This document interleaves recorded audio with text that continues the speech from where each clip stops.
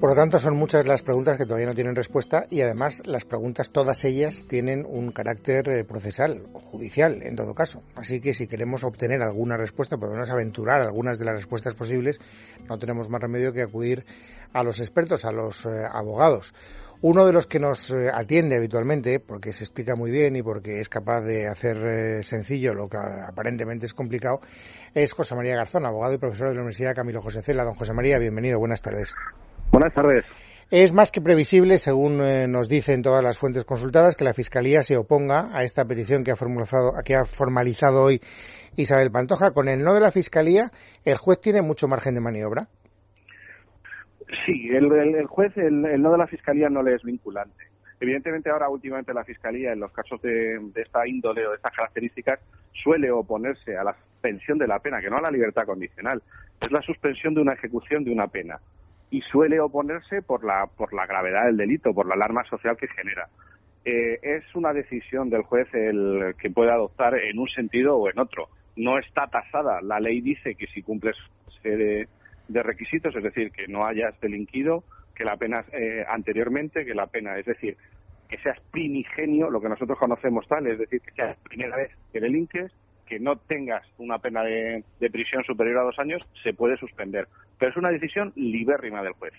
Sí, libérrima, pero estadísticamente, habitualmente lo que se hacía, hasta que se han puesto las cosas negras, era precisamente suspender la ejecución. Ya sabemos que no hay ninguna obligatoriedad, pero estadísticamente las condenas de menos de 2 años no conllevaban encarcelamiento, precisamente si no había antecedentes, como tú muy bien has explicado. Claro, eso tenía un sentido, Luis.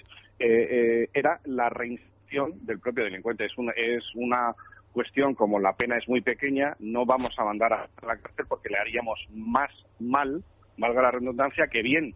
Se supone que efectivamente la cárcel no haría falta en estas penas de tan corto espacio de tiempo.